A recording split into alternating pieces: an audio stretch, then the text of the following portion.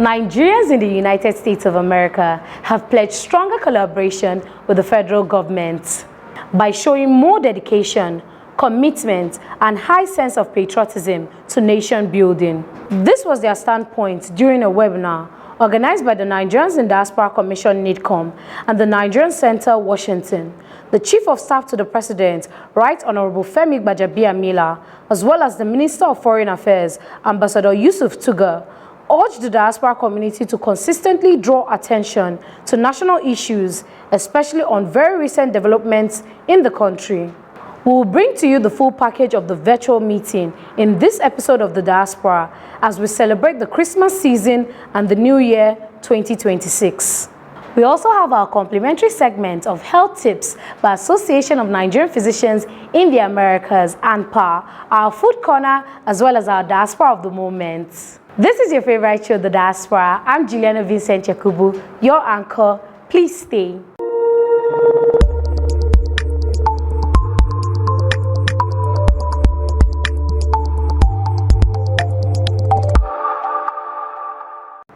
Welcome back. Let's begin with the Chief of Staff, Right Honorable Femi Gbajabiamila, speaking at the webinar. He noted that the country is undeniably experiencing serious violence in some parts of the country, but what is needed now is not discordant tunes, rather concerted, focus-driven efforts to stem the tide. I see this as a wake-up call, and many of us do. Whilst at the same time we're not subjecting ourselves to the level of Christian genocide, we know there are issues of violence in Nigeria, and what we have sought from day one, what the government has sought from day one, is collaboration. Collaboration with the United States, collaboration with whatever country is able to assist us. And this is kind of forced that collaboration. I'm sure you're all aware that Riley and his team were here just a couple of days ago. I believe we're expecting Husienga, I believe that's his name, as well, to come in a couple of weeks or less. So it's an ongoing process, and it's all for the better. I see this as, if you all remember, September 9th, it was 9/11, yeah, 9/11, yes, when the terrorists attacked the United States. At that time, United States called for nothing but patriotism across the whatever side of the aisle you fell on, whether you were Republican, whether you were a Democrat. Everybody rallied around the country, irrespective of the political divide. And this is what I think should be done in Nigeria, and I think it's happening. I've had the privilege of interacting with people from various political parties and even various religions who have said, you know what, yes, we have violence in Nigeria. There's a lot of it. There's a lot going on. There's a lot of killings. We cannot continue like this. But this is a time for us to come together as one and speak with one voice. And that is what I think Nigeria is doing right now. We sent a very powerful delegation to the United States. I believe the Congress, or rather, let me call it the Nigerian National Assembly, is also putting together a team to talk to the congressmen. So it's peer to peer, and I think that's going to happen very soon. So it's all about collaboration, conversations, understanding each other. And I believe the team that came to Nigeria and left a couple of days ago, and others that haven't come but that are listening to Nigerians, have a better understanding now. Have a better understanding now of what's going on in Nigeria. It's just time for us to focus on what needs to be done. And what needs to be done is total annihilation of all this, of terrorists and bandits and what have you. We cannot do this without you. Government is not just about those elected into office. Government is about everybody. On the government side, all hands are on deck, and you've seen a lot of moves, a lot of reshuffling here and there, better fits in different places, and I think there's more to come, and I think we can see the light at the end of the tunnel. Now, this is a problem that was inherited, not by this government, not by the previous government, not by the previous government. It's a problem that's been long standing, and the solution has been long coming. And I'm glad that we're getting there now. Speaking in the same vein is the Minister of Foreign Affairs, Ambassador Yusuf Tuga, noted that claims of genocide were misleading, stressing that the challenges were rooted in regional conflicts. I was listening to the Chief of Staff and the synopsis he gave about the current situation with regards to the US. We're happy to see that progress is being made. It is, however, important to implore you to engage even further. I know a lot of you have been doing a lot of good work behind the scenes. It's important that the authorities in the US, the three arms of government continue to hear, the public also continue to hear from Nigerians in the diaspora. You are our first line of defense, and it's important that they understand the conflict that we're facing for what it is. It's a regional conflict. It is happening in the Sahel region. It's happening in the Lake Chad region. So when it happens in certain parts of Nigeria and it is framed as a religious conflict or religious persecution or even genocide, it is completely framing it incorrectly, churning out the wrong narratives. And once you frame something incorrectly, it means the solution you're going to apply is going to be wrong. And this is precisely what is going on. And it's also important for us. You know, we're not saying it now because what we're trying to do is move on and address the problem for what it is. Whoever is willing to join us in tackling the problems that we're facing, that we're confronted with, our door is open, including the US. Honorable Abike Dabiri-Erewa, Chairman CEO NIDCOM and facilitator of the virtual conference, said this cooperation was essential as conversations always breed further comprehension. Dabiri-Erewa, while appreciating the participants, concluded that all discussions and recommendations will be complied and a communique will be submitted to the President through the Minister of Foreign Affairs. We have on this discussion representatives of about 13 or 14 diaspora associations in the US. I want to start commending all of you.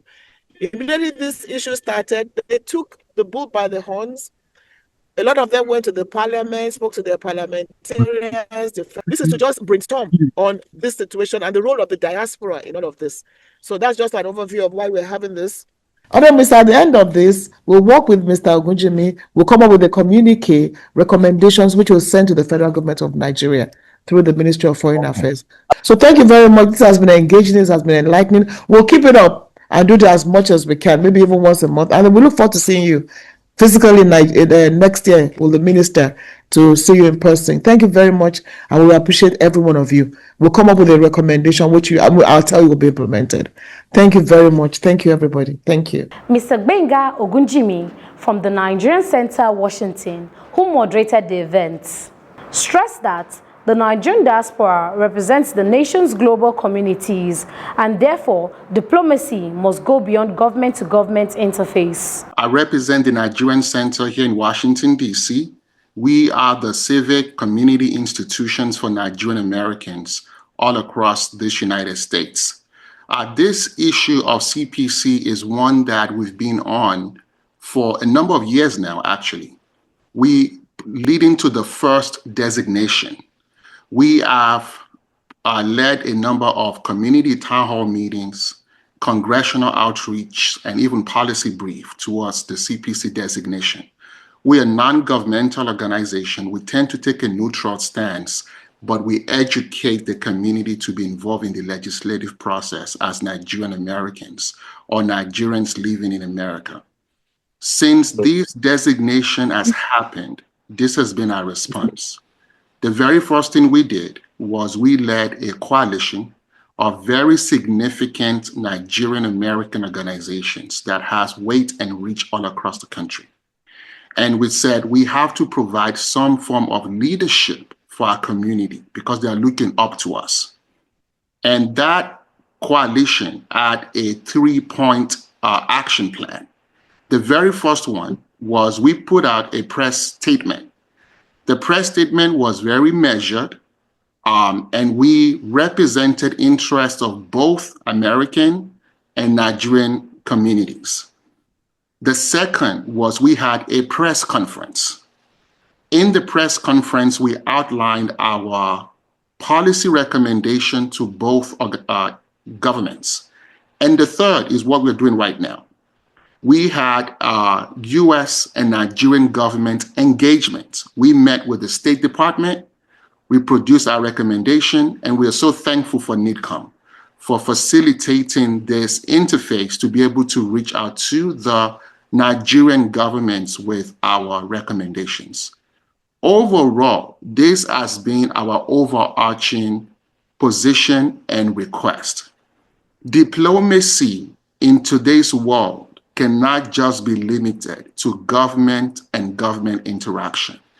It has to be multi-pronged that includes media, business, lobbyists, civic organization, diaspora groups. All those tools must interface. We thought there's an opportunity for us in the diaspora to weigh in issues that affect Nigeria and United States, and hence the CPC designation. And so we thank the government for giving us this platform to provide our recommendation and for the interface with you. Representatives of key diaspora groups urge stronger collaboration between the global Nigerian community and the government to join hands in finding lasting solutions to whatever challenges being faced by Nigeria. My name is Maduka Nkuku, and I'm the president of the Nigerian American Public Affairs Committee. We have the singular honor amongst the organizations here to be the one Nigerian organization in the United States whose main focus is electing Nigerians into positions across the United States. And to this day, we have no less than 30 Nigerians that NAPAC has promoted, sponsored into different elected positions. And this gives us the political capital to play a major role in Nigeria's diplomatic toolbox. And it is a pleasure to know that today Nigeria is recognizing the role that we, NAPAC, with our elected officials, can play in the process of relationship building with the United States. So because of the time constraints that you have, I will yield, but I want to let you know that we are ready, we are prepared as an organization to mobilize the Nigerians. In 2026, we are looking to elect a congresswoman. For the first time, hopefully, we will have a Nigerian in Congress, and we're going to need all the support and the encouragement that we can get from you. Thank you, Your Honor. It's a pleasure to be here. Benga, thanks for providing me with the opportunity to speak on behalf of the center. The center has been doing incredible work under the leadership of Benga Ogujimi.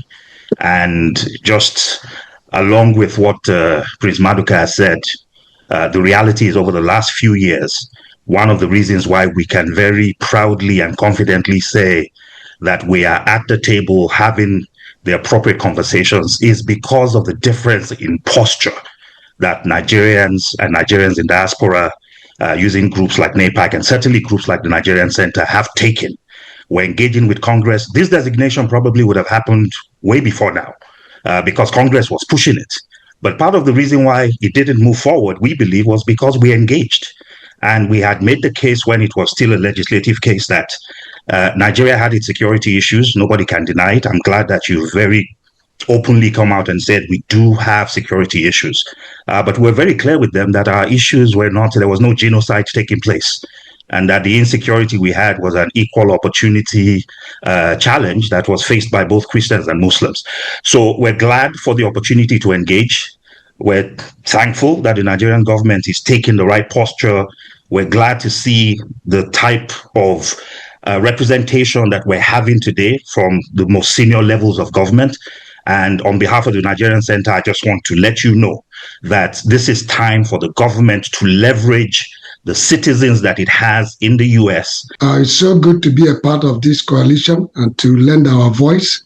We all know what NIDO represents, that we speak on behalf of millions and millions of people that call America, Canada, South America their home.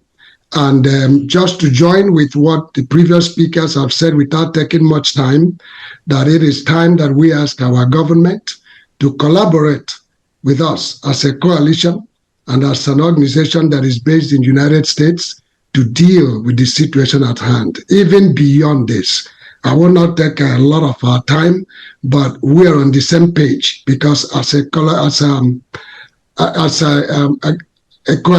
we have been working on this, and we've been talking and doing all kinds of stuff that needs to be done to make sure that we show patriotism where it needs to be shown. So we are so happy, and I want to tell you that NIDO is ready to do whatever we need to do on our part to make sure that we achieve the result that is needed at this time. I yield. Your outreach really signaled something meaningful to us, that this administration sees the diaspora as not only stakeholders, but partners in this issue.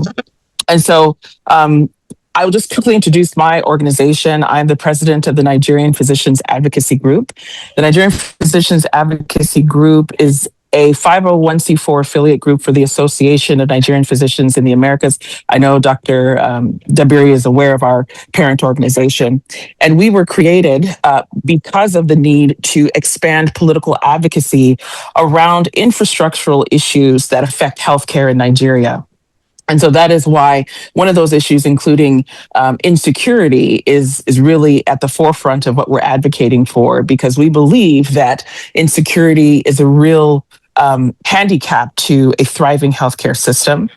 One of the things that, I would like to do today on behalf of our organization, and I believe a lot of the organizations on the call, is to emphasize that we are strategic partners to the Nigerian government. Our dual identity places us in a unique strategic position. Many of us still have families, businesses, operate in Nigeria. I personally have done several operations in Nigeria, plan to do more. My name is Attorney Steve Okoroha, and I sit on the Board of Trustees for the Nigerian American Multicultural Council. It's a pleasure to be amongst everyone here today. Our organization focuses on promoting the connection of Nigerian American culture here in Houston and creating a vibrant and empowered community for Nigerian Americans here in Houston and all over the country. We focus on the areas of civic engagement, education and mentorship, cultural enrichment, as well as professional development. And we do a lot of efforts in the community in order to just give back, but also celebrate Nigerian culture and help uplift and promote the Nigerians that are doing pretty big and important things here in the community. My name is Dr. Gloria Ekpo. I'm the president of the Akwa Ibom Diaspora Health Professionals here in the United States. We are a group of health professionals promoting access to equitable healthcare services, education, and community development for the people of Akwa Ibom State and other global communities. We are also a 501c charitable organization. And I want to commend convening this meeting, all protocols observed, to thank the minister and all involved in this, giving us a voice and a platform, one, to know what's happening. I wasn't sure what I was coming to listen to, but having more knowledge as to where we are, what has been done, and what should be done is really critical. And for us in Akwa Ibom State Diaspora, we want to say that we are willing to work with every partner. It's a common problem, not just this CPC, but other issues that concerns our health and development. And I just want to say, echoing with what others had said, there is need for continuous dialogue. About 15 diaspora groups represented by their leadership across the U.S. participated at the forum. Let's take a short break. The diaspora continues shortly. My name is Olubenga Messi. I was once an illegal migrant in Libya. Thanks to Honorable Mrs. Abike Dabri, and thanks to Mr. Abraham for saving me, for rescuing me. I want to plead to Nigerians to say no to illegal migrations. Say no to anything illegal. Do not leave your country for anything. Just keep pushing and everything will be okay. There are some people that are out there that wasn't saved. Some people died. Some people didn't even make it to the country. Some people died in the desert. Some people made it to the country. They brought them back home mentally derailed. So we were treated like criminals. We were treated like animals. Some people, when they get to the country, without even working, prison straight. So please, I plead with every Nigerians, do not go to any country in the name of survivor. It is better to survive in Nigeria than to survive in another country. If you survive in Nigeria, you survive in any other country. Say no to illegal migration. Everybody, say no to illegal migration. Welcome back. Now to our health tip segment with AMPA Doctor. I am the chairman of Advocacy Committee with the Association of Nigerian Physicians in the Americas, AMPA for short. Our topic of discussion today will be hypertension, which we call high blood pressure on the streets. High blood pressure or hypertension is one of the trio of health conditions we call the silent killers. We have diabetes mellitus, we have hyperlipidemia, and we have hypertension. We call them silent because they don't have dramatic signs and symptoms that will alert you and then you run to the doctor. They can fly under the radar for a long time, and before you know it, by the time they get over water, someone is already too sick or dead. So the plan here is to be ahead of the game or play catch up to a degree where we can have a good impact. Why we are more particular about this is because hypertension and these three diseases are high in Black people, people of African origin and African descent. Our food corner is here with Barbara, giving us mouth-watering dish. Barbara, over to you. Let's make this delicious pot of edikaikong soup. So in here I have some goat's meat, stockfish and snail which I've simmered for 20 minutes. I removed the snail so it doesn't overcook. Went in with some dry fish, crayfish, and continued to cook until it was almost done. You can see the broth thick. Next, go in with some chopped pomo, reintroduce the snail, add your palm oil. You don't need a lot of palm oil for the soup. Cover and simmer for another 3 minutes. Go in with your water leaf. Please cut your water leaf a little bit tinier than I did. Go in with your periwinkle. I'm using the deshelled one. If you have the one still in the shell, perfect. Next, add your fish, add a bit more pepper for heat, add some ground crayfish, stir and allow to simmer for 3 minutes. Be generous with the amount of crayfish you use for the soup. 3 minutes later, look at our soup, looking delicious. So the ratio I used was 2:1, say 2 packs of ugu, 1 pack of water leaf. Add your ugu, give it a few minutes to simmer, and it is ready. And now to our diaspora of the moment. Our diaspora of the moment is Miss Ifeoma Amuche Gladys. Miss Ifeoma studied Library and Information Science at Federal Polytechnic Oko, where she bagged Ordinary National Diploma. She also attended Confucius Institute, Oko, where she first studied Chinese language for 2 years between 2017 and 2019. She worked in Dangote Refinery, Lagos, as a Chinese translator for a year and later worked at Sanoki Limited, Abuja, as a secretary and Chinese translator. Ifeoma arrived in China in 2019 and she first enrolled at Southeast University before proceeding to International College Southwest University, Chongqing, where she studied Chinese language and literature and graduated as the best in her class and in her school.